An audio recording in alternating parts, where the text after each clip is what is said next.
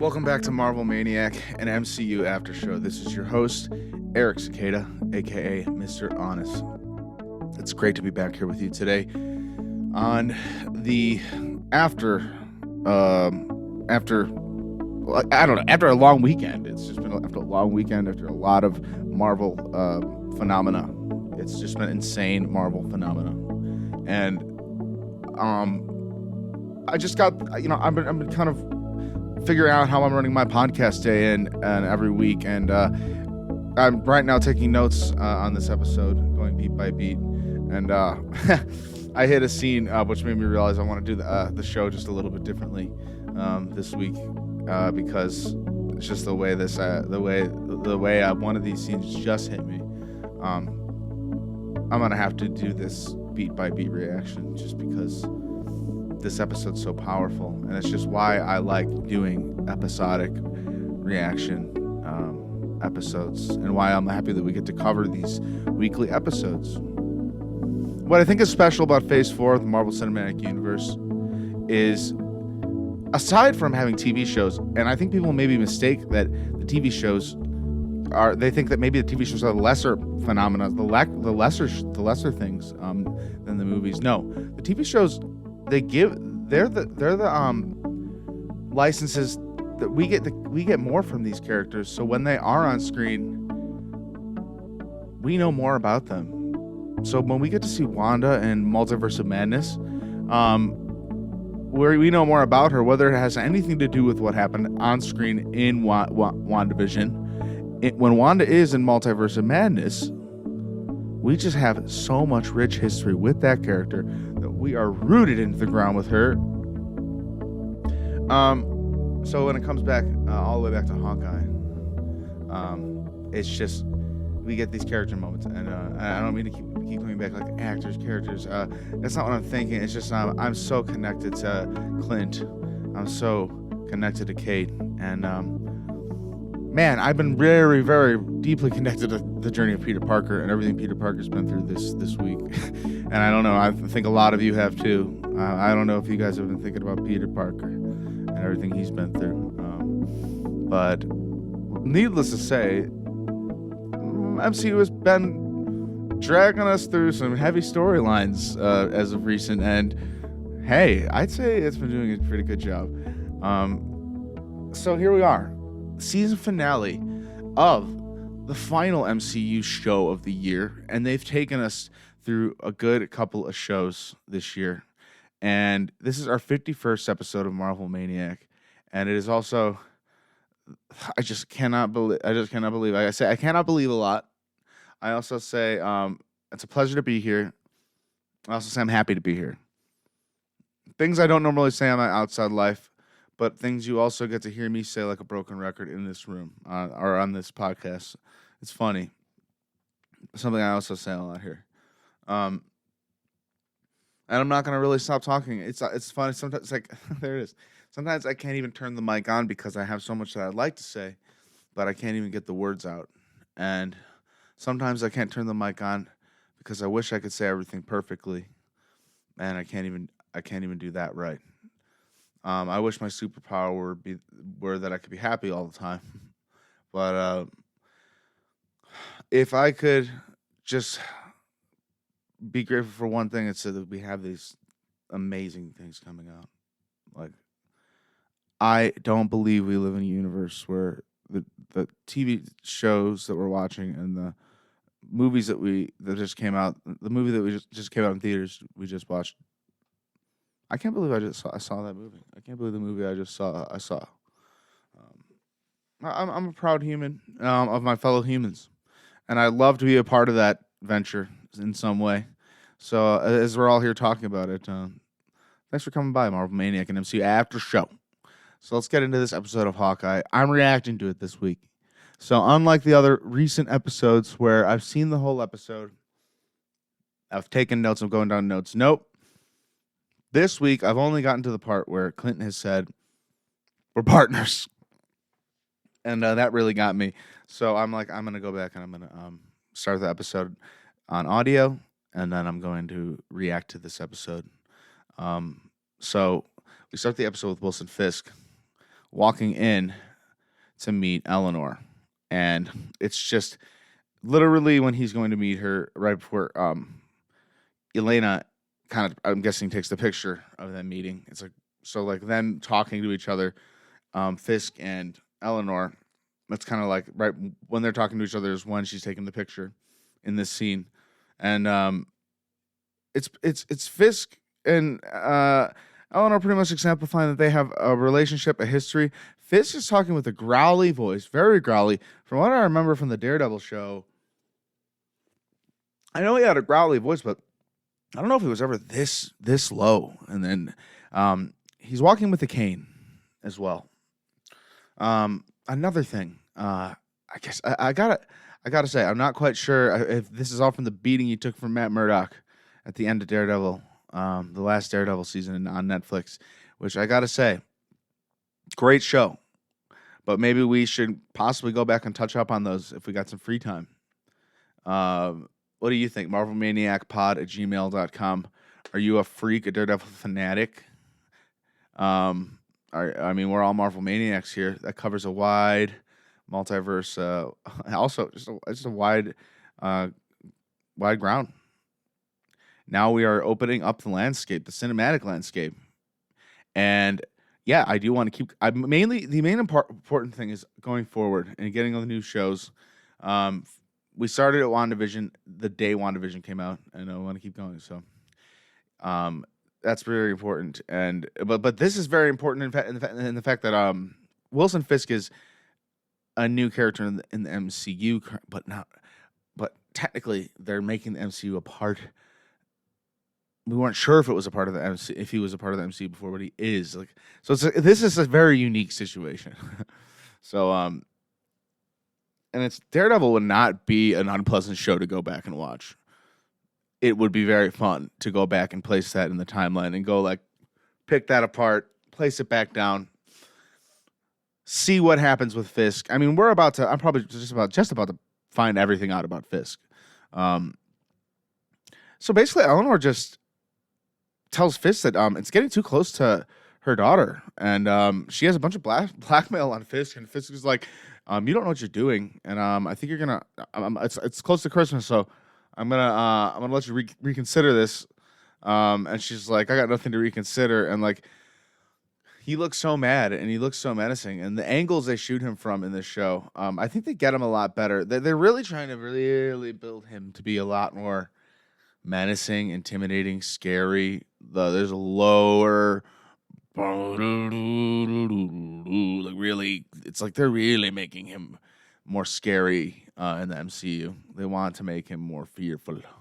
I wonder if they almost like put him into a vat of super strength or something, you know. And we cut back to Kate and Clint, and they were being sent a video of this from Yelena. She's got hacked. She's hacking things, and she's watching all this as it's happening. And Kate is not freaking out, but she's saying, "Look, Clint, go home to your family. You still got time for the holidays. This is my mess." And this is when Clint's like, "Kate, you're my partner.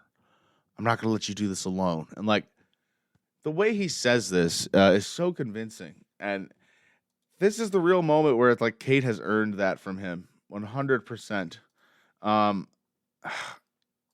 This never felt more earned in a show.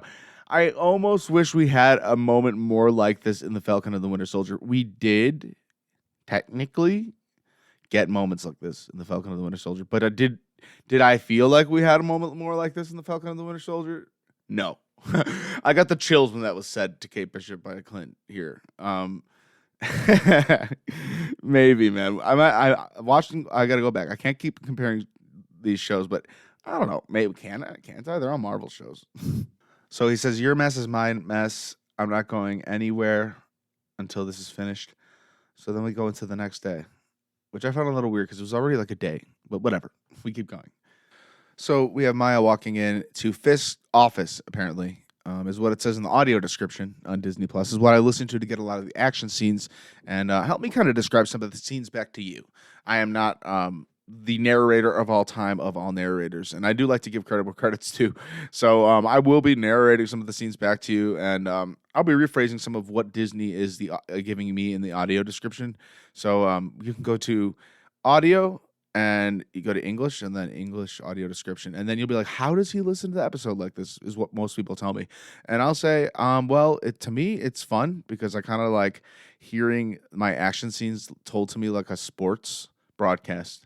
Go to Infinity War, put on put on English audio description, and then put on the Thanos fight scene with Doctor Strange, and like Iron Man and everything, and then thank me later. Like you will love it. It's like Doctor Strange take the hit, but Thanos pulls out on a front kid. I was like, Doctor Strange. I'm so sorry for bumping my mic. I can't take this out. This is just too good a moment in my podcast, but it's just like it's too good a thing. And then from that moment on, I was actually laughing at that when it happened, but it was a revelation for me to realize I could. I mean, this is like actually something I'm going to use for my podcast, and I don't know.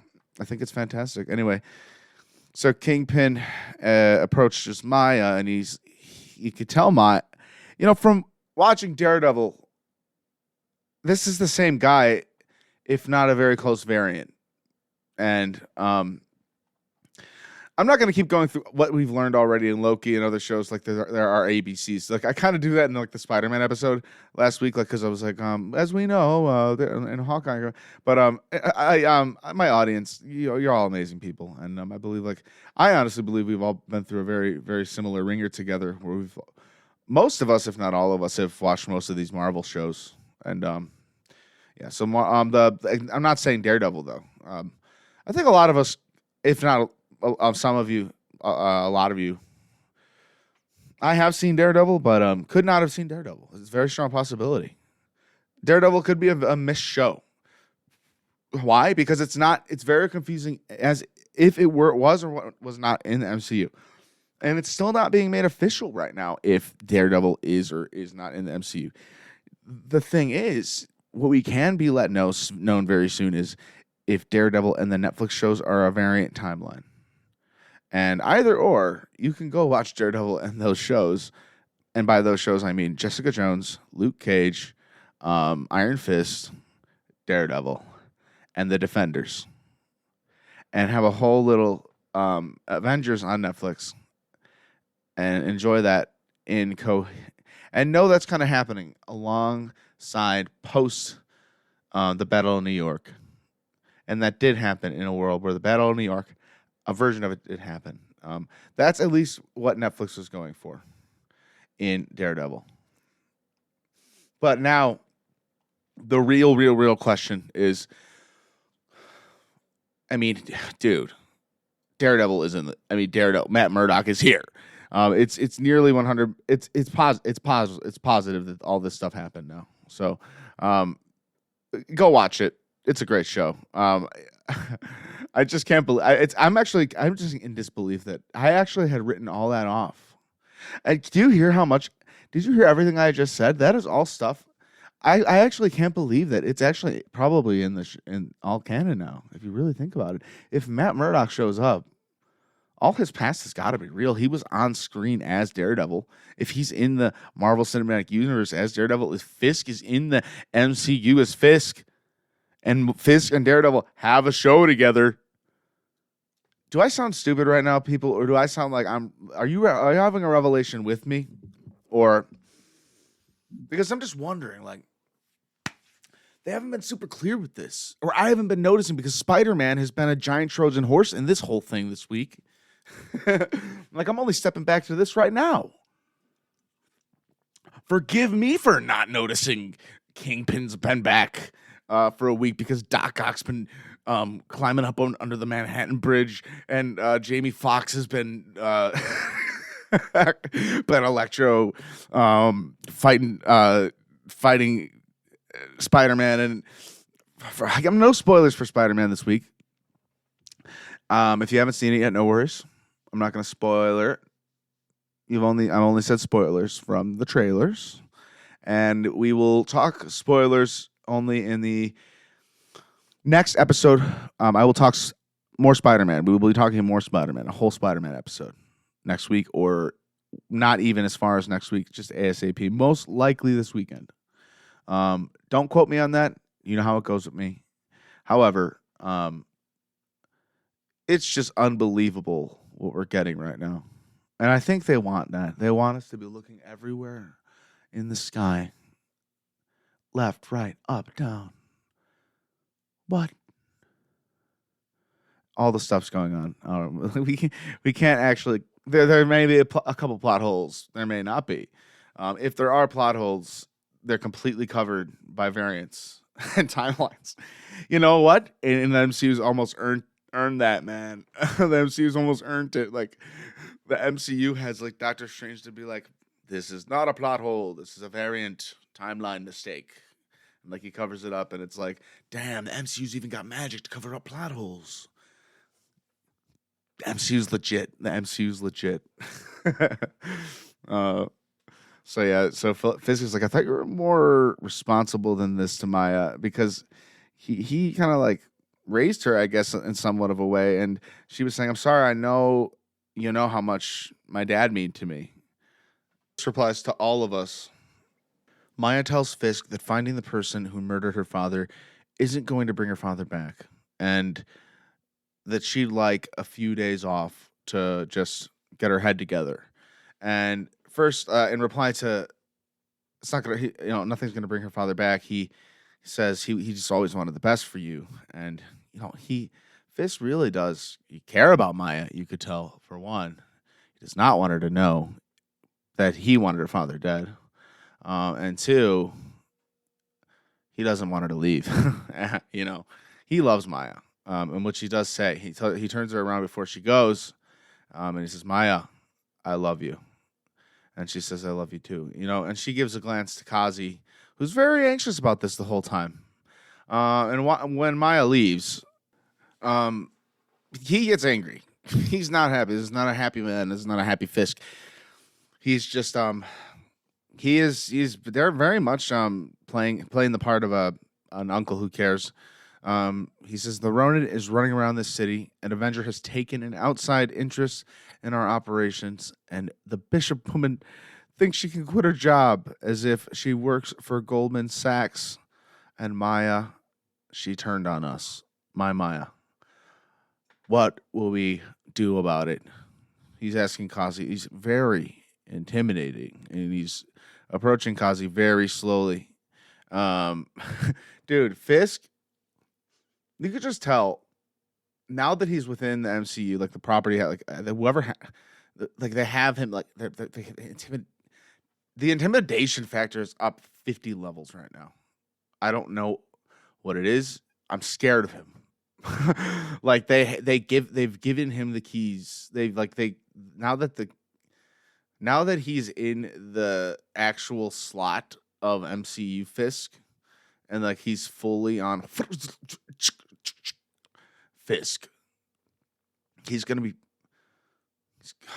he's terrifying. He says the people need to be reminded that this city belongs to me. Like the low, deep bass in his voice. I'm not even gonna lie. There's like some like I'm not even lying, and I don't mean to compare it to like the level of. There's some Thanos vibes. Like he's powerful. Like there's some powerful levels. Fisk. I don't know. He's gonna throw down. Fisk is gonna throw down. I'm so happy he's in this. He's such a cool actor and character to have in the show. What a cool bad guy for the last episode, and I'm glad it's extra long. So yeah, Kazi is literally staring face to face with Fisk as Fisk is saying, "The city needs to be reminded it belongs to me, people of the city." And yeah, Kazi is just kind of nodding in agreement. It's nice hearing Fisk talk about how an Avenger is just ruffling things up. I love that. Freaking love it. Love it. Clint and Kate are on the subway, and Clint tells Kate that he's really sorry how this is all working out for her. She tells him that she can't think about it right now and that she has to focus on tonight. He says that she's right. Clint says that we need a ton of gear, like a whole giant bag of trick arrows. And Kate's like, "Oh, you can actually make more of those?" And like, he looks at her like, "I'm Hawkeye. I can make more arrows." Later, Clint sits in front of a cutting mat with tools laid out in front of him. He screws a bracket onto the top of an arrow shaft. Give you some of that audio description that I was talking about. Some of that back to you. He uses a soldering iron to solder something on there. He also asked Kate for the pepper spray, which just doesn't sound good, and I know that's going to come into use later. So we're reacting to this as we go, remember. So I don't know what's happening. I don't know what's going to happen with this pepper spray. I'm very excited to see who's going to get peppered. Pepper Potts. You see Kate placing a Pym arrowhead and an assortment of other types of arrowheads. I saw a Pym arrowhead. Are we getting another giant arrow? Or are we getting a tiny Wilson Fisk? What's happening? She takes one arrowhead out and she asks, "What's this one?" And it's very metallic looking, and he's like, "Way too dangerous." And she's like, "Too dangerous," and she puts it back in. Cut to her making a label with label makers. One says "too dangerous." One says "air bag." One says "flash bomb." One says "icebreaker." Freeze. So I think we get freeze. We're getting a lot of types of arrows here. Clint pours metal balls into an arrowhead, which later like drags something into them. I don't know how that's going to come into play. Then we get Stark arrowheads. Wow. What's that going to do? And then later he spins a shaft with 4 metal rods attached to the top. And Clint works under a microscope. A lot of arrows are being made. So many arrows are being made.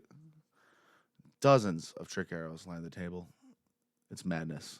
Clint asks if this holiday party tonight that she's going to, is it a fancy thing? The thing that she's going to with her mom, and that she was supposed to go to with Jack, which probably he's going to end up being at, I'm guessing. Clint says it is part of the job. It's always inconvenient. It's lonely. You will get hurt. Heroes have to make some tough decisions. So if you're going to do this, I just want to make sure you're ready, Clint says to her. And he's as he's saying this, he's cleaning an arrowhead with a tool. You know, what a great scene. Two characters really, like Clint and Kate are really connecting with each other on this one and on this episode. Like, you know that Clint knows what Fisk can do and is capable of, and he's watching Kate's life basically fall apart due to him. Not only due to him, but like, it's almost like he's seeing what it is now. He's seeing this whole the greater picture, and it's almost like a gut punch. And he's seeing how strong Kate is in this exact moment, but he also needs to make sure he has the right instinct about Kate, because Kate is a hero, and I think he's seen that from the very beginning, actually. And Kate tells him, which I was really hoping that she would. Earlier in the season, that like she watched him. She was one of the kids that saw him as a hero on that roof, being Hawkeye, falling, jumping off, flying. And if he could fly, I don't have to have lasers in my hands or superpowers. I could just be a regular person and be a hero.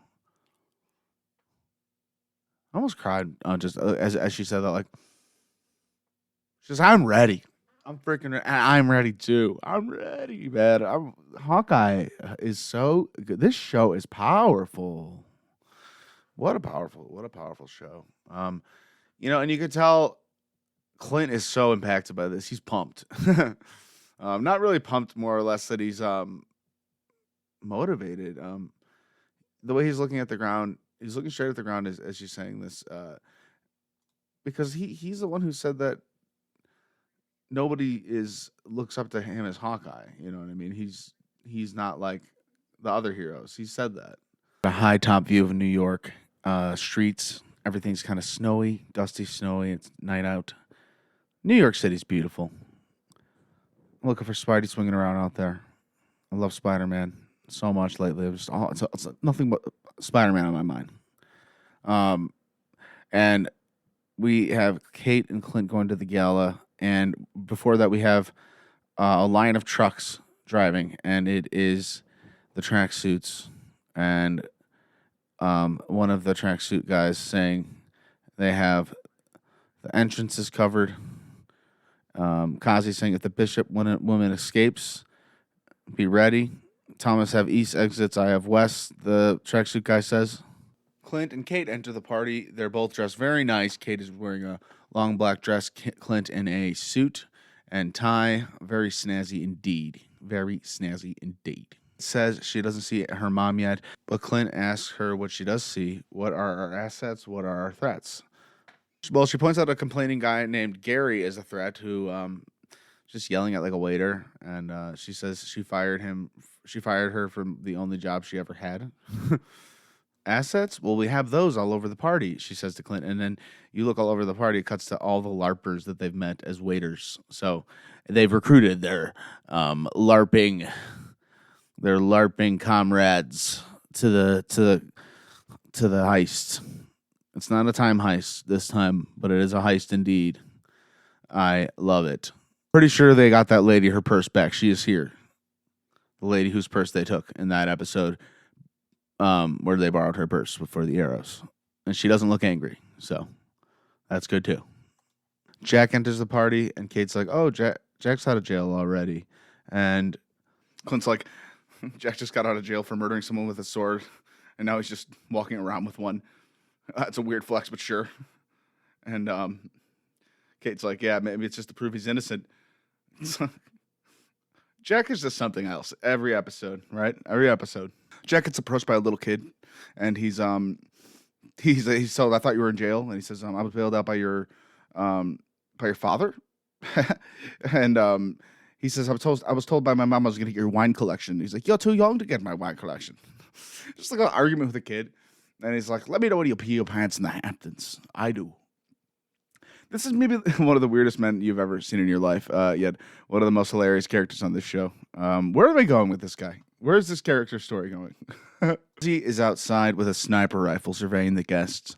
And who's his target? It could be any of them. Most likely Clint. I mean, I'm going to guess it's Hawkeye. Or Kate. Or Kate's mom. So yeah, it could be a lot of targets, I guess.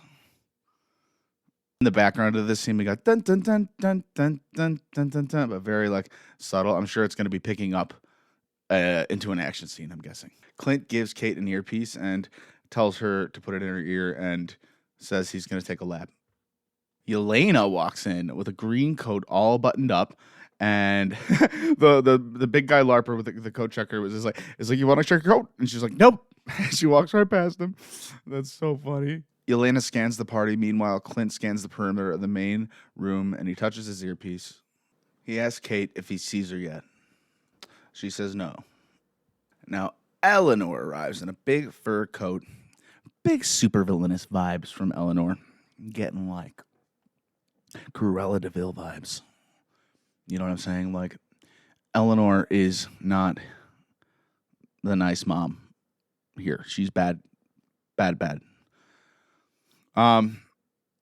And it's picking up. And we're walking into Rockefeller Center. And this is a big set, and we are gonna have a big finale showdown here. Because I'm just feeling it.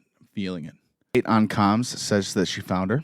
Kazi gets Eleanor in his crosshairs, and Kate rushes her into the kitchen, and she's asking Kate, "What are you doing?" And just as she's saying that, Kate's like, "I'm saving you."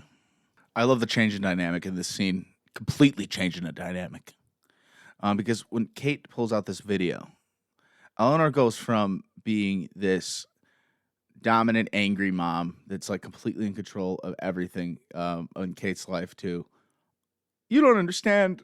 And she literally says that. Kate says, your business partner wants you dead. And Eleanor's like, what are you talking about?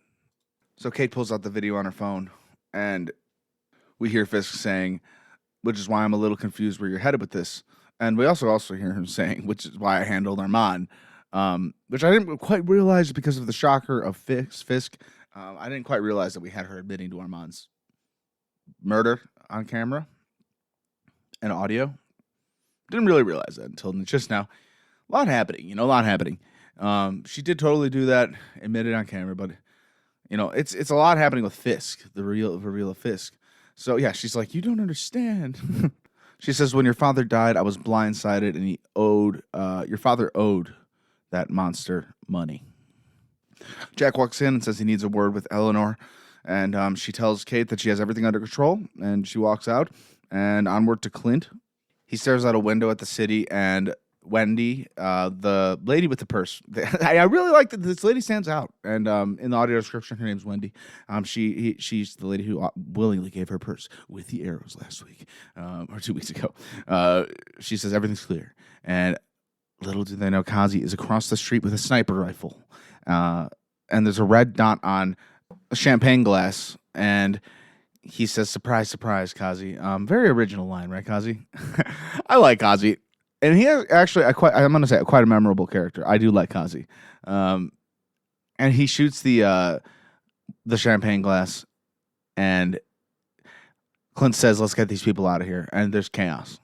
I don't know why they didn't expect, maybe Clint didn't expect some sort of an attack. But he clearly scrambled, and he starts zooming, literally not backward, because literally that would be my first instinct and why I would die. Because if I ran straight backward, dead. They would just shoot me in the back. So first instinct right now, I would probably die in this Hawkeye universe. So I'm glad Clint has the right instinct to turn left and run, and every window gets shot up. Every window. Sorry for the audio effects. I won't do that again. I can't promise that fully.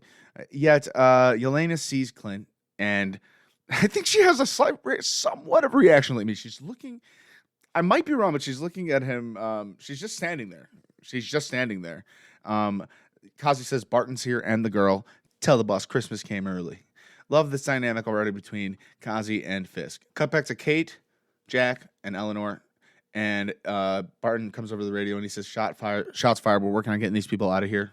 Kate tells her mom and Jack to wait there. And her mom tells her to not. Eleanor says, Kate, do not go out there. It's too dangerous. And Kate says, you're the reason it's dangerous out there, Mom. Tells her to stay out of this, stay put, and stay out of this. Immediately gonna notice and point out, I love mirrored moments. So, mirroring the first episode at the party, where Kate is told by her mom to stay put and stay out of this, and Kate does not listen to her mom, and Kate walks away and goes down the hallway and goes back and sneaks off and finds the auction, and is led into finding out about Eleanor's life. This is the rabbit hole that led her into finding out about all this. This is mirroring that scene where she did not listen to her mom, probably for the right reasons. I like how Jack's just left here alone with his sword, and he's like, what do I do? I'm starting to wonder if Jack maybe is just being used because he's just an idiot. Or I don't mean to call names, but genuinely, maybe he's just being used. Maybe he's one of the Mandarin characters in Iron Man 3, the guy, just a Trojan horse character. Because I'm watching this, as I said, as I go, and unless something's about to happen at the end, he hears a big boom, and he's like, okay, Jack, this is your time. He's about to pull out the sword and start helping everybody fight with his sword. Be at everybody's side. I've liked him this whole time, kind of, and also been weary, but also very weary with this guy. What's going on with Jack here? Is he being played? Is he the real victim of all this? We see a good view of the mustached LARPer. Him, Clint, and Kate kind of come to a cross. He gives Clint a bag. Clint says thank you, and then Kate asks Clint, well, who the hell's shooting? And he doesn't know. She didn't say hell. I did, but because I'm like, I want to get this. I want to give them the information that it's Kazi. Who else would it be, guys? It's someone related to Fisk. Clint tells the LARPer to find Eleanor when he gets the bag. Gets on the headset and says he's going to go downstairs and draw the fire away. That's a Grills, our favorite man. He says, copy that. We're going to position 2, guys. He tells Wendy and Missy to kill the lights. And we cut to Kate, and she's in the main room where the lights go off. At the party, Kate catches a glimpse of Yelena in the green long coat she's in. Yelena is so awesome. What an awesome freaking episode we got going here. Oh my God, what a ride. Kate catches up with Yelena at an elevator, and she's like, Kate Bishop, it's my favorite thing in the world. I've been saying it all week. Kate Bishop. I think the rapport is amazing. On the red carpet this week for No Way Home, Tom Holland said he would love a movie with Yelena, the this new Black Widow, and I would say that would be fantastic. Now that Fisk is back in play, I just wonder if Tom Holland does make more movies and does make it through this next Spider-Man No Way Home. Chronologically, you don't know if I've seen it yet, depending on if you've listened to this episode of the No Way Home review, because there's no spoilers for No Way Home in this episode. Man, it'd be really cool to see Spider-Man go up against Fisk with the help of Yelena. Even though there's not a lot of we don't really know if maybe Fisk has a lot to do with the Black Widows. We don't know. Let's see. We're gonna learn a lot about Fisk. Widow says she's there to kill Barton. Wow, I called her Widow so organically because she is, man. Yelena is the new Black Widow. Actually, organically and genuinely, she is Black Widow.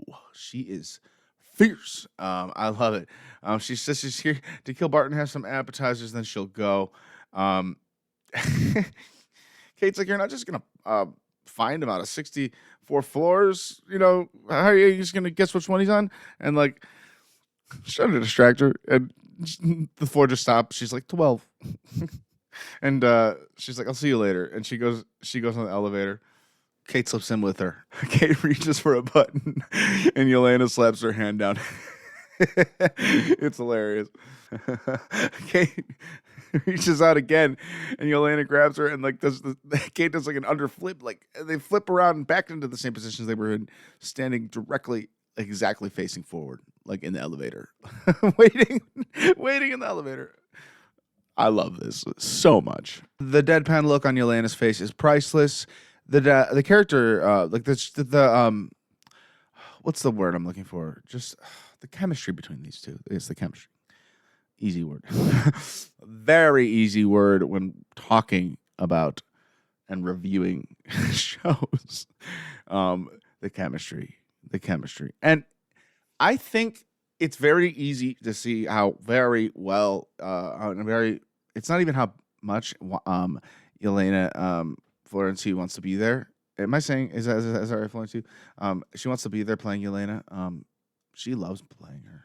And I think we should get her for a long time. I think the new Avengers are looking really nice. I love the new Avengers. I'm excited for the next Avengers. I think the next Avengers should be coming out fairly soon. I don't know. What do you think? I think we should be getting an Avengers level threat somewhat in the next 2 to 3 years. Who knows? Maybe Fisk will do a deal with some sort of bigger Earth level threat, and I don't know. I don't want to theorize about the next Avengers movie yet, but we are getting the heroes. We are seeing some great heroes, man. Yeah, it's Florence Pugh. Forgive me, I'm still learning names. But yeah, she's fantastic, and you could tell she just loves playing this role. Kate goes for the buttons yet again, and Yelena throws her onto her back. Now holds Kate's arms as she gets up, and Kate slaps Yelena. Yelena's like, "What was that?" She's like, and Kate's like, "I don't know." Yeah, I'm like, I don't know. I'm like, Kate's about to get her ass kicked. Kate starts to just run away, but there's nowhere to run. Yelena rips off her jacket, and she twirled around, and she had a new super suit on, and she was very flattered, and she showed it off, and she's like, "Did you plan that?" And she's like, "No." And I'm like, even I gotta say, she looks great. The suit looks great. It's a super suit. We're getting super suits. I'm like, dude, at the beginning of the MCU, Captain America, everyone was making fun of his cheesy suit, his vintage costume, and even he was like, don't you think it's a little old fashioned? And was it I think it was Coulson was like, right now I think that's what the world needs, and that's pretty much exactly what Kate's saying. Kate's got a little Coulson. I like that. Something about that is just so fantastic, and that's what Kate's got going, and it did stop Yelena in her tracks a little bit, enough to give Kate enough time to press all the buttons on the elevator and just absolutely ruin everything for Yelena. Well, at least to stop her from murdering Clint. I mean, she needs to find out what happened on Vormir. I don't know how. Does somebody have video footage from Vormir? Can we get Red Skull down here, please? By the way, God damn it, I have a really intricate theory. I was watching Endgame because I wanted to see a little bit of some of this history. Can we break down Endgame theory? We're going to go from the elevator scene in here and go to an Endgame theory because it's relevant. Vormir, the location of Vormir where all of this happened is relevant. The location of it. Because they have a Black Widow and Clint have a scene on Vormir, and this is that location is relevant to Endgame, which is relevant to the MCU, which is relevant to our show, which is badass, and it's something that I overheard in Endgame. I think you all might have heard this. Probably somebody might have pointed this out, but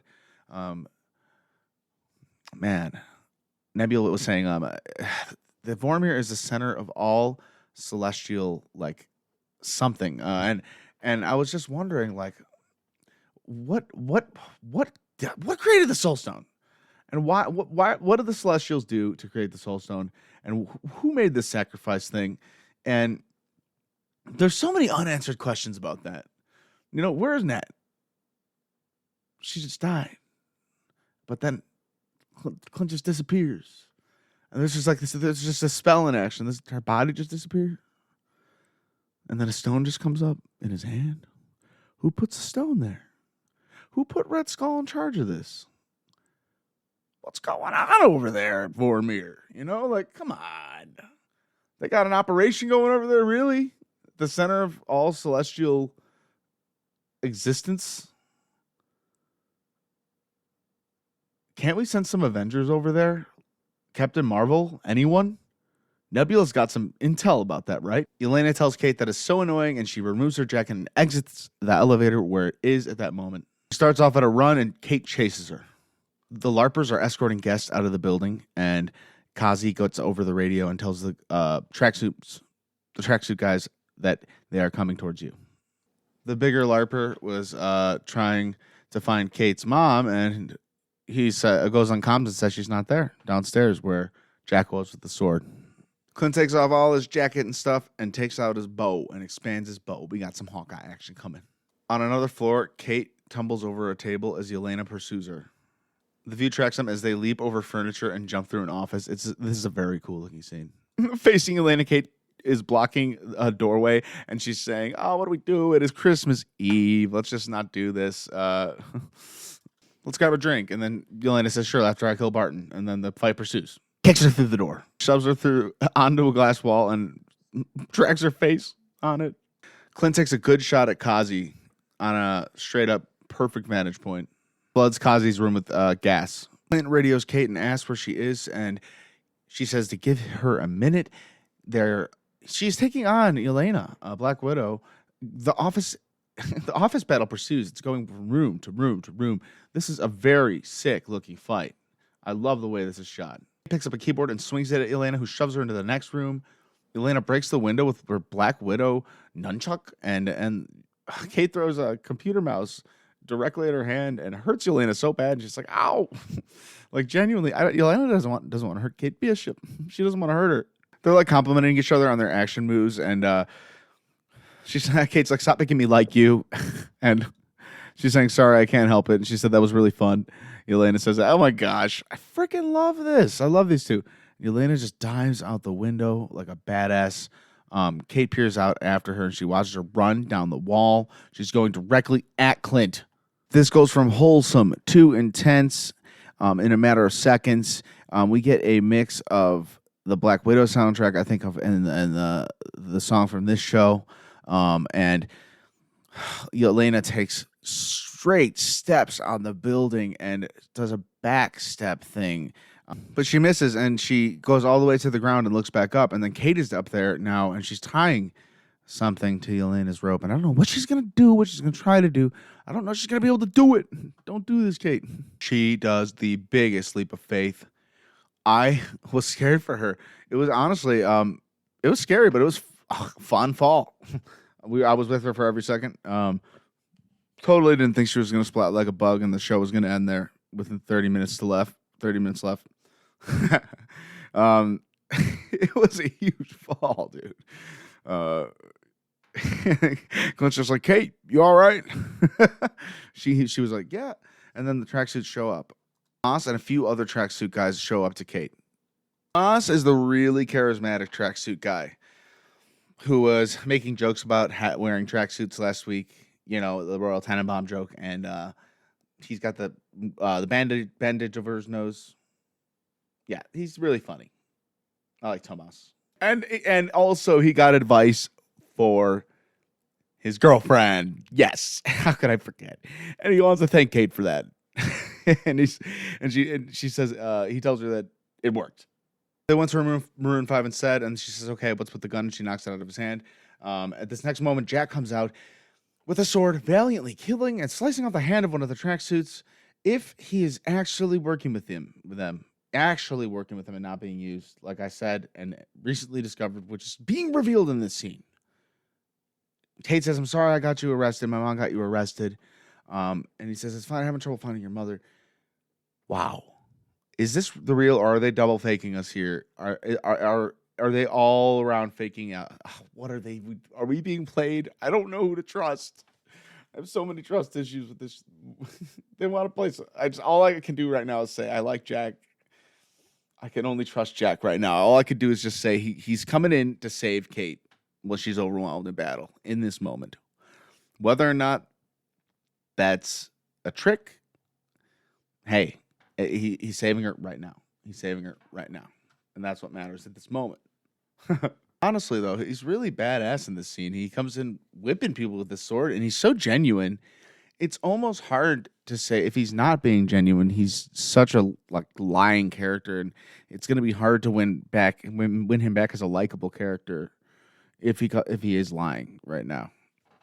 Now Yvonne and his crew, the other major tracksuit character we've gotten to know, kind of the slightly more intimidating one. They're all looking for Clint. Red blinking devices all over the building that they don't see, or if they do see it, they're not really looking at him. They're looking for Clint, and Clint is putting them everywhere. Clint hears a noise of what most likely is them coming. He glances behind himself. He glances and he ducks low. Flips up the cover of a button on a remote. It's blindsided punch by Kazi, who's in his long coat, trench coat that we always see him in when he's doing shady stuff.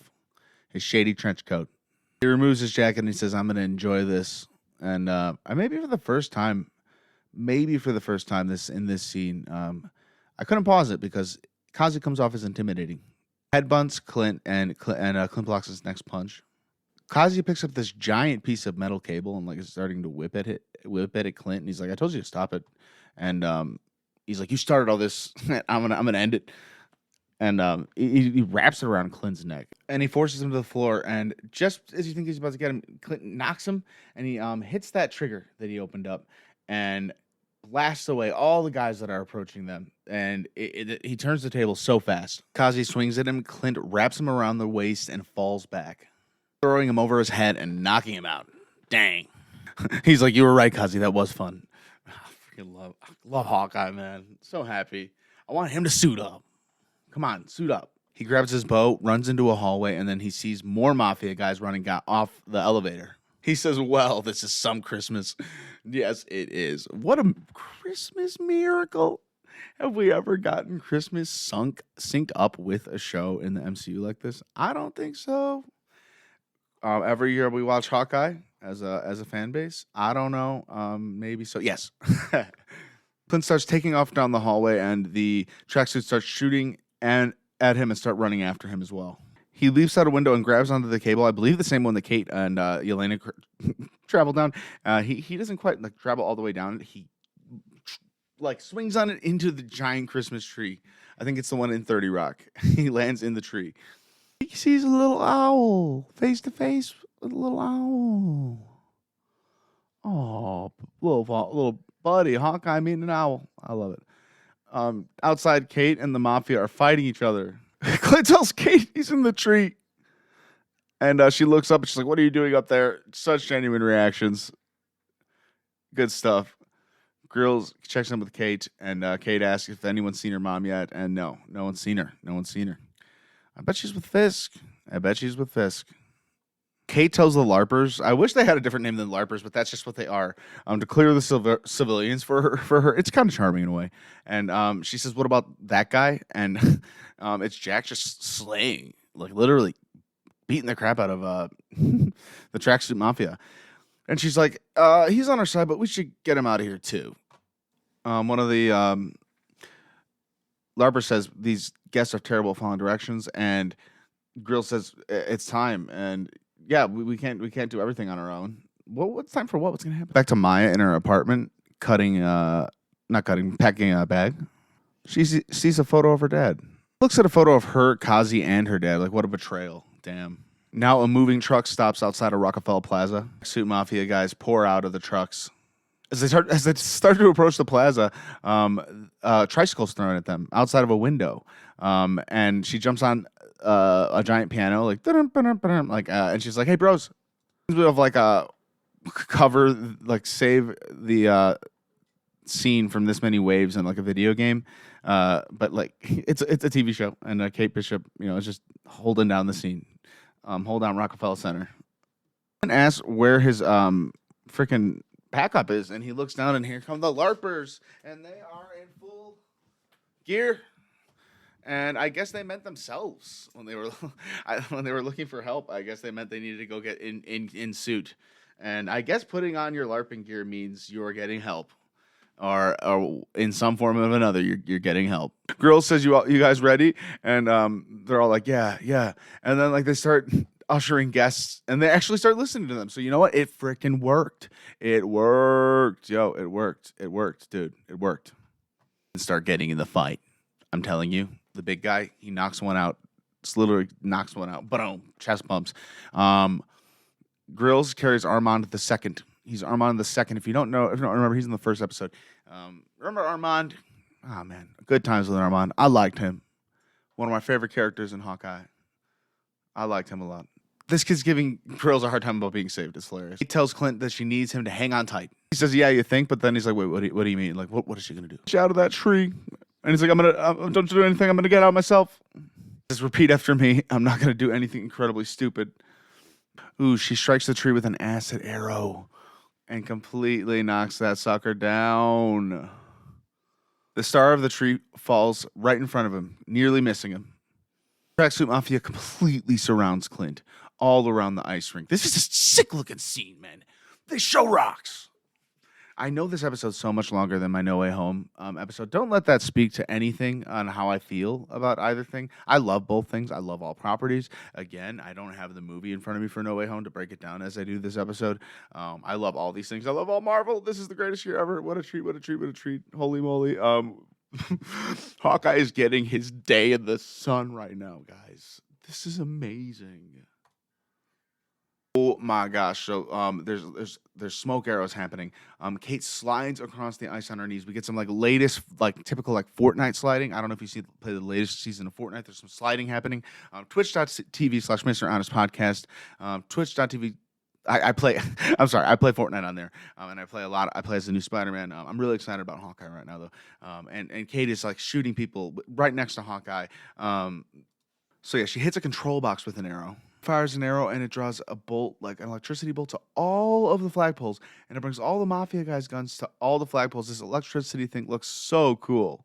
Great visuals, amazing visuals here. He takes off his white shirt to reveal he wore his Hawkeye outfit. It is, you know what? He doesn't have a mask, but I'd say he's up in purple, and he's freaking suited up. He says, "We need to get off this ice, and the only way off this ice is up those stairs." And we see maybe the most Mafia we've seen yet coming down from those stairs at that very moment. It's great. There's only 1,000 of them and 2 of us. This is where I'm hoping we get like Spider-Man. No. Gives her the labeled arrows. Even the one that says "Too Dangerous." One says Sonic. One, I can't even see it. It says Breaker on it. I have a pause. There's no way. Is it time? And he says, "It's time." Oh my God, it's time. Lock eyes, and he gives her a nod. He looks freaking excited. I'm excited. Are you excited? I'm beyond excited. It says, let's give him hell. You better not die on us. Do not die. Army of Mafia, like level Lord of the Rings level, like so many tracksuit Mafia guys fall out onto 30 Rock Plaza. Kate shoots a light arrow at the guys up top, then a arrow that shoots out rods at the guys on the ice. Then Clint shoots an arrow that ices one of the guys' legs. They have all sorts of arrows on them right now. Kate shoots a drone arrow that drags a man and lifts him straight up into the air. I would imagine this to be one of the Stark arrows.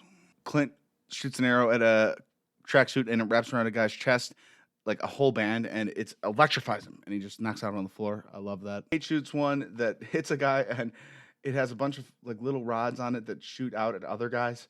I don't remember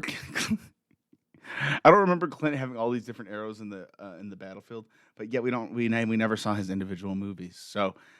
And also on the battlefield, he was having a lot of stuff on the battlefield in the Avengers movies that we weren't seeing. So taking so many people out at a time. Clint unleashes an orange gas with one of his arrows, and Kate is just jumping on top of people at this point. Clint knocks down one straight up at the boat, just knocks a guy out. I'm not gonna just ever call him Hawkeye, but I mean the man has a name. At that point, it's like a wave complete, and then a whole other wave comes. This is so cinematic, though. It doesn't feel like a video game. This is a freaking Marvel movie coming to an end. And it is a fantastic one.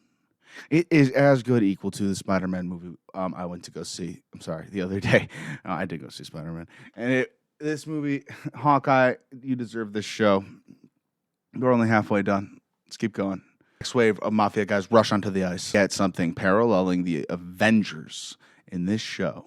Circling shot of Hawkeye and Kate Bishop fighting the tracksuits. So comic booky, so amazing, so cinematic at the same time. I love this shot. This shot's going to go down. This shot's going to be... there's so many shots in this show. This may be one of the notorious shows. I don't know, man. People are going to love this freaking show if they don't already. This is going to be smacking. Both take on the first wave of new attackers, swinging their bows at the same exact time, draw back their bowstrings as they stand side by side, and I love the camaraderie. Shoots a huge airbag arrow, a giant airbag arrow that knocks out so many of them. A sonic blast downs the rest of them. A moving truck speeds towards the rink, and Kate grabs an arrow from Clint's inventory. I'm just going to say it, and hits it, and it becomes tiny. Tiny truck. Tiny truck. Kate asks Clint, what happens to them now? And they're both looking down at them. And Clint's like, I don't know what we do. I'm gonna have to ask Scott about that. And then just at that moment, the beautiful, cute little owl picks them up and flies away with them. As they're kind of pondering that, Clint just blows up the last of the Mafia, and he's like, let's go. Grills lets Kate know that her mom just left out the side door. It lets Clint know that she has to go find her, and he asks if she's okay.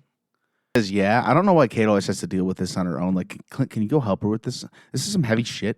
And obviously this is going to lead to Kingpin. Go with her.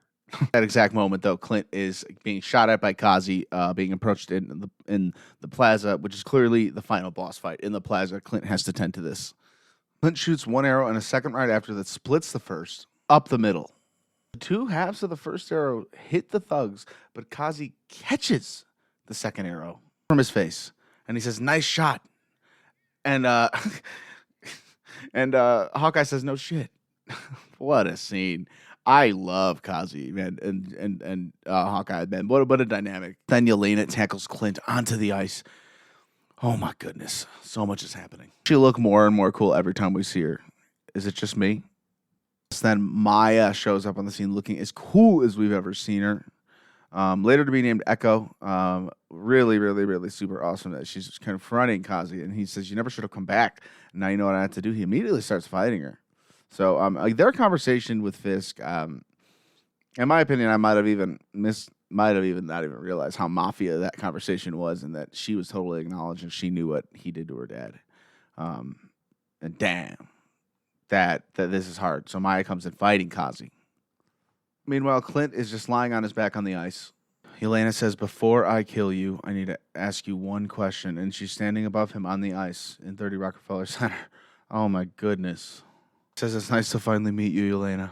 She says, I need to know what happened. Clint, please don't mess this up. Please just somehow explain Vormir. How is he going to explain Vormir? Starts with if I told you what really happened, you'd never believe me. And I'm sitting here on the brink of him telling her, like, it kind of honestly, I'm looking at this man's face, feeling the same way as him. Like, how is he going to explain this to her? And he's saying to her, you would not believe me. And that's honestly this whole time since Black Widow, I've been wondering, how is he going to explain this to her? There's no way. This is so complicated. That's what's so good about this situation. And what is he going to say? I'm still on the brink of it right here. He says, "Is your sister sacrificed herself? She saved the world. I'm sorry." She says, "You're lying. You're pathetic. You're so pathetic." And she kicks him in the chest. I mean, Clint, this is not the best description. I mean, she saved the world on multiple occasions. And this is not the best way to describe what happened. You could go into further detail, dude.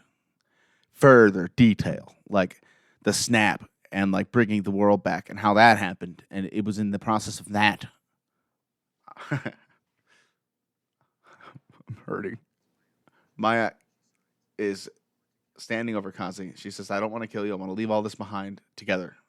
He signs, don't you understand? This is my life, Maya. Mine. It was never supposed to be yours. He says, don't make me do this, Maya. Eleanor is going out to her car with her bodyguard. She gets into their car and she says we need to find Kate. Just then, her door gets ripped off its handles, exuberating and exemplifying extreme physical strength that we don't normally see, that is not normally shown by your average man. Yes, it's Wilson Fisk. He says, hello, Eleanor. Why don't we have a little chat? Oh, my goodness. What episode? By the way, this started with her driver dead when she got in the car.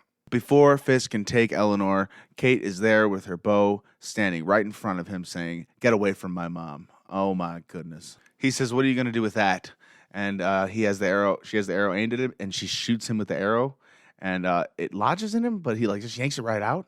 She then shoots Wilson with a grapple arrow, like with a string, like kind of a rope attached to it, and then he yanks her towards him and punches Kate straight in the face. And man, if you've seen Daredevil, you've seen this guy throw a punch. It is vicious. This is a brutal human being. And I think they've even leveled him up in strength in the MCU right here. Like, he has super strength. And oh my goodness, he's coming at Kate with vicious strength. And they're about to go at it. I mean, he's about to pretty much kill her. And Eleanor comes and slams her with her car into the building. He might as well be dead, but we know that he is not going to be dead. He's too strong. He's too tough of a nut to crack. Back to Kazi, he's talking to Echo, aka Maya, and he says, "I'm not like you." That it's too late. Maya says that it's not too late. Brave enough to choose it, we can walk together. Kazi signs, "I can't walk in both worlds." Gazing at Maya sadly, he grabs an arrow and jabs it at her. Maya dodges his swipes. She gets the tip of an arrow. I don't know if it's the same one. And she jabs him with it and gets him. And she did not want to do this to him, but she kind of made him do it. His lips tremble and he's dying. And he says, leave, Maya. He's coming for you. Fisk is fierce. Fierce gained power, man. Fierce has power. Ooh, in the toy store, Wilson Fisk is up on his feet. Like, oh, man, when he got knocked on his feet, when he got hit by the car, he looked pretty down. But no, he's up on his feet looking at Eleanor, looking at her. Kate climbs over the car's hood into the store. She says, where are you going, big guy? And she launches at him, and he's like, you're in over your head. And like she just swings him. He swings her like out of the way. He tries to walk out of the shop. She puts this arrow through the window, and it blocks his way with all these electrical crisscrossy electrical wires. And this makes him mad. He's all red in the face, and he turns around and he throws her into a display. They're in a toy store, so it's very Christmassy atmosphere. On the ice, Yelena kicks Clint in the face and the chest. He tells her nobody killed her. She made a choice. And she screams, you're lying. The performance here. Oh, my goodness. The way she says that. Stop lying. Stop lying. They get some great punches in the face and the stomach. She's punching him so much, but he's still managing to hold her back. You're not listening to me, he says. He said she sacrificed herself, you understand? He has her in like a neck lock, but he's trying to calm her down and tell her, this is good. This is good. Please tell her. Please tell her. Almost like he's starting to let go of her. And he's saying, and almost like starting to get emotional a little bit. And he's saying, I couldn't stop her. And she's starting to get emotional. It's almost like she's starting to let go too. And she starts to say no. And she punches him in the face and he starts to fall back. And the fight continues. And we cut to Kate in a pile of presents. Oh my God. Unfortunately, fighting one of the biggest, growliest, angriest Grinches in the MCU. Kate crawls across the floor, but Wilson Fisk pulls her back and he grabs her quiver as she crawls away. Pulling out the arrows, he stalks over to Kate. He tells her to mind her own business and he snaps all the arrows in half, throws them to the floor.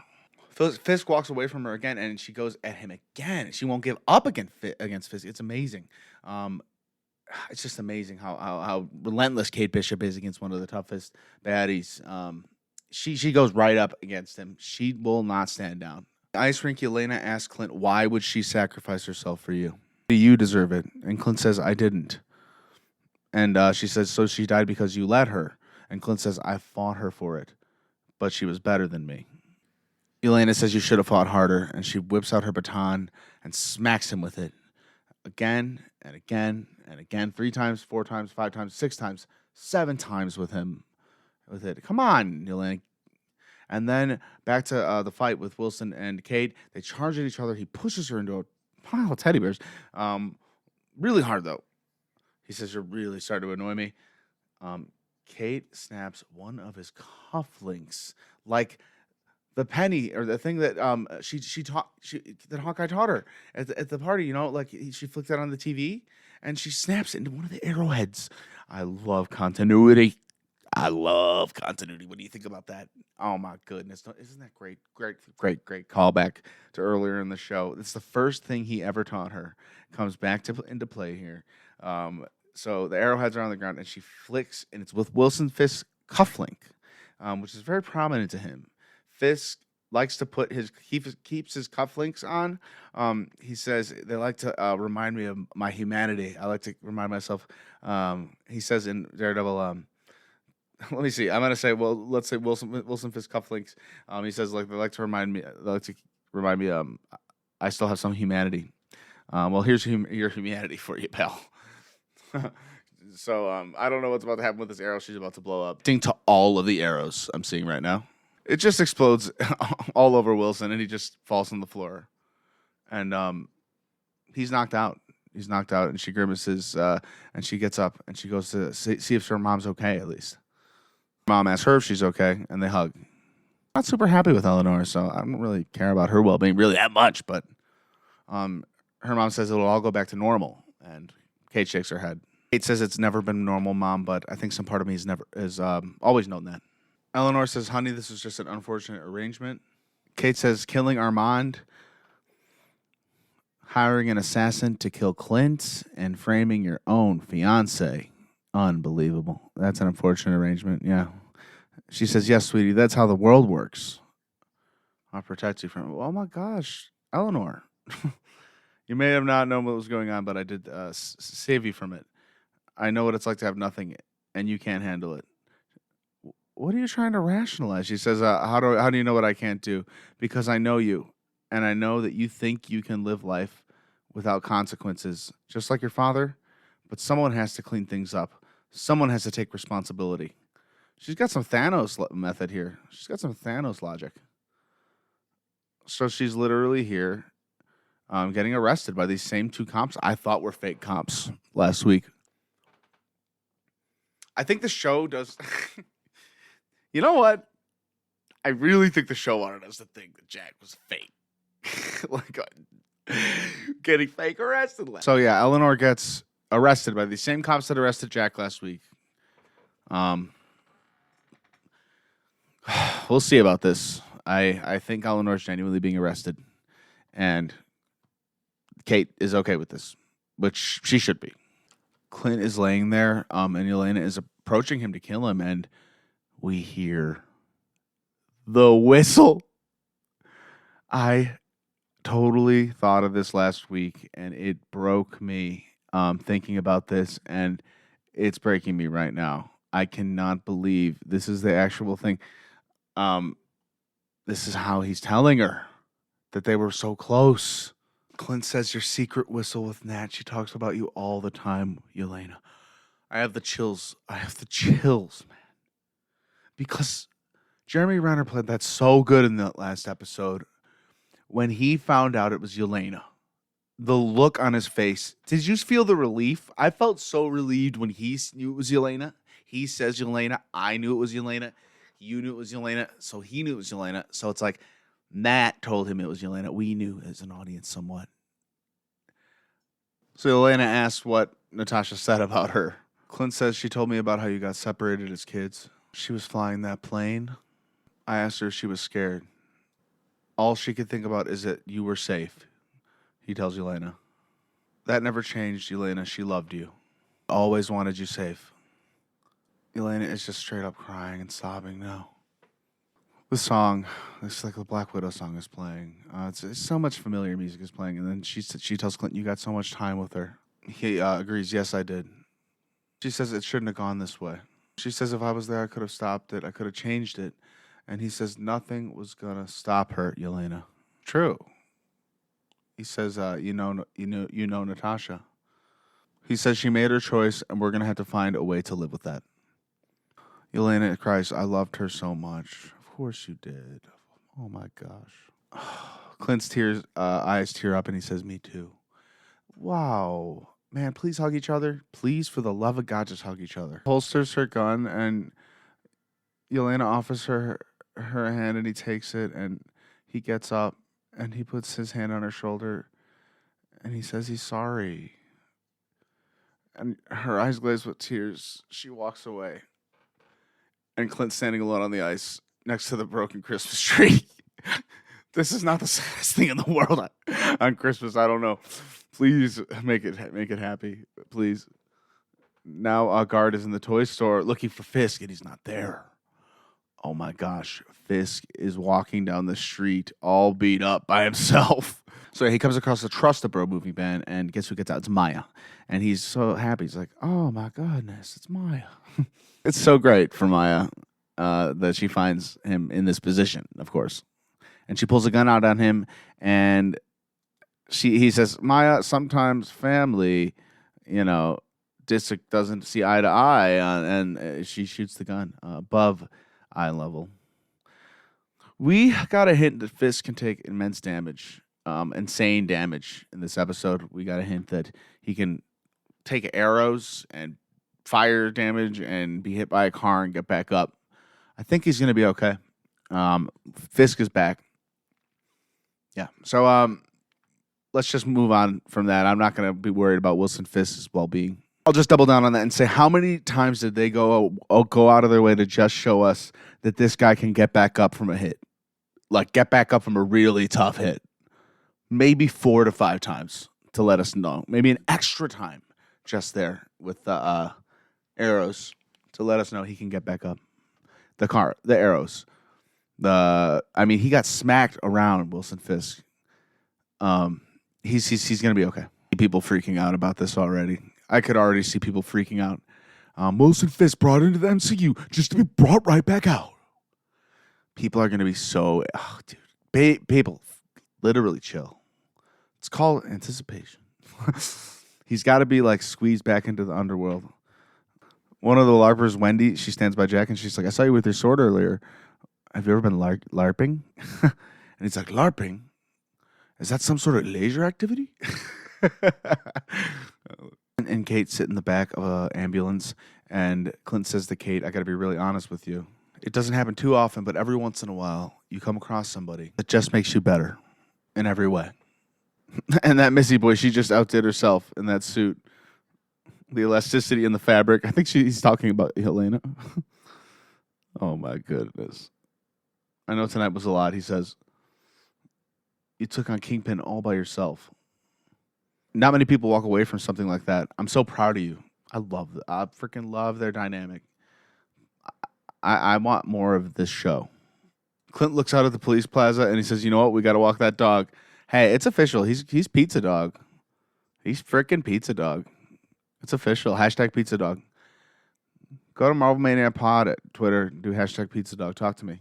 So it's officially Christmas Day. We see an SUV driving up a nice snowy road. We got a white Christmas here in the MCU. Clint gets some bags out of the back and he throws them over his shoulders. Eyes the front of the house decorated with garlands and lights. He's home. He picks up some presents out of the back. It's so great. I'm happy he made it home for Christmas for his kids. And he asks Kate if she's coming. He brings Kate home for Christmas. And the dog, Pizza Dog, is with them. And Daddy, oh my God, the kid is so happy that the kids are so happy that their dad's home. This is really great. I watched Endgame, and one of these kids just grew up so fast. I don't know if it's reasonable. If they were all snapped away. And Clint's wife, Laura, is there to hug him at the house in which she's never left in any of the Marvel movies. They miss each other. So it's great that they're seeing each other again. I want to see Laura leave the home next season, if possible. Laura and Kate meet each other. They embrace. They hug. What a great Christmas! They Clint got his son like a toy gun. He tells her, "You're never gonna guess what was found at a black auction market in New York City," and he hands her the Rolex watch. Laura smiles gratefully and she says, "Thank you." She turns the lock over, and it has a shield symbol on it, under it, and it says I-9 underneath it. He says, "I want to take better care of your stuff," and she says, "You're hardly one to talk." Oh my goodness, what's going on here? Clint looks across the room at Kate, and he says, "Kate, you want to help me with something real quick, dude? Secret superhero lab under the farmhouse outside." Kate is with Clint as he throws some gas on the Ronin robe and suit, and he asks her if he'd like to end this with him. And he strikes a match and lights it on the suit. They watch it burn together. Amazing. She says, "So should I say a few words?" Or she says, "Can I ask you something?" And he says, "Sure." What do you think of Lady Hawk? He says, "That's terrible." I agree. That's terrible. No way. Hawk Eve. Damn, Hawk shot. Like hot shot. Nope. Lady Arrow. I like that we're ending on a peaceful resolution at this place where the snap happened for Hawkeye. On a positive note, right? Is that watch hinting that maybe that Rolex was hers? So what's going on with Hawkeye's wife, Laura? Is there some stuff happening with her? Like she was a SHIELD agent? Is that what that's saying? She's a SHIELD agent, or was a SHIELD agent? And she has a lot of information, and she's doing stuff out there on that farm, like intel stuff, or had been, or was, or is. I saw theories that she was the Ronin. Okay, this show was fantastic, start to end. What a ride! A great introduction to a new character called Kate Bishop, named Kate Bishop. Great follow-ups to the Hawkeye story, the Black Widow.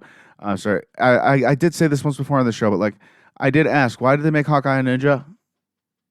Avengers Endgame, when I was going into it years ago, because afterwards, and at the end, I was like trying to go. I made like one trip to a McDonald's. I was like, let's see what these McDonald's toys are like. Maybe I'll collect. Nope, I got a Hawkeye one. I'm like, oh, I got the Ronin one.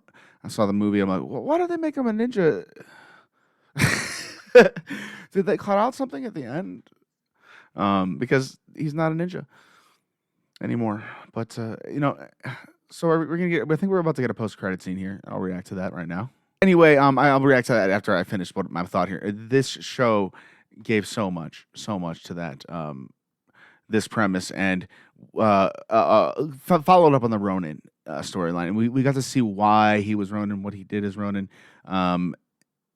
It just gives so much more weight to so much that happened during the snap, as is so much during Phase 4. Phase 4 is easily my favorite Marvel phase. I would I would easily say that. I mean, if it weren't for Infinity War and Endgame, I'd probably put, I don't know. I'm not going to think about the other phases, but I'm just going to say Phase 4 is easily my favorite phase right now. And it makes me super excited for where the MCU is going. So the post-credit scene is a musical number. Let's do this all day. I could do this all day. And I'm not going to go beat by beat on this number. You can watch it, and it is, what, these actors work so hard on these performances. I'm telling you, this probably took these people, these human beings, probably a month to 2 months out of their lives to learn. Probably more like 2-3 weeks, but every day, every single day, all these moves. Whether or not it's for a scene that's kind of being like, oh my gosh, this is exaggerated, funny background stuff. It's really funny. It's for our entertainment, and damn right do these people deserve to be put on screen and get showcased for their families and everything for the holidays. I'm so happy that that was done, and I thought it was a lot of fun. And if anybody's like cringing or whatever and saying like this is cringy, and if anybody's like mad at me for saying that, you know what? It's a little bit cringy. I'll say that. Musicals are that. I've been in cringy musicals, and I am one of the most cringy podcasters I'm sure you've ever come across. Welcome to my hour and 20th minute of that. Anyone who's made it here knows this. Thank you for being here today, Marvel Maniac and MCU After Show.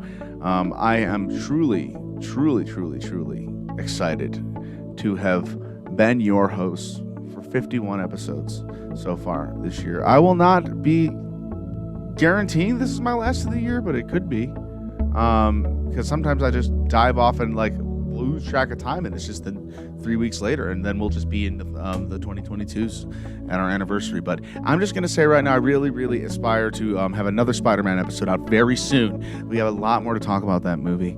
Hawkeye and After Show will be coming at you, even though we really have gotten really into these episodes as they've been coming out. I've been learning how to break them down more as these shows have been releasing. We've been learning a lot as an audience together. We've been learning. You've been with me, and it has been my pleasure learning with you. Thank you so much for hanging out with me and watching this with me and coming back here after you've watched it and just kicking back and looking upon our thoughts and thinking, what did we think of this episode? What did you actually think? MarvelManiacPod@gmail.com. Please let me know. At Marvel Maniac Pod on all the socials, and patreon.com/Marvel Maniac Podcast. If you'd like to contribute a little bit, no, not necessary ever. Always accepted. We do give back a little bit of content whenever we can. I'm embarrassed to say, I keep saying that we haven't put anything up in a while, and I do very much intend to. In the next year, 2022, we are set up for success. I keep seeing more listens. You are freaking amazing. I am so excited to keep talking Marvel. Let's look at that slate in the next few weeks. We got so much coming out next year. Let me know what you want me to talk about in our off period. There's going to be a little bit of an off period between this and Multiverse of Madness. We're literally on the off period technically, but there's so much that just happened. We're going to be buzzing on this for a few weeks. So let's buzz on this. I'm not buzzed out yet. Said the hour and 20 minute episode. So you all have a wonderful, very Merry Christmas. Thank you again for being here. Thank you for being in my community. And until next time, Avengers, disassemble.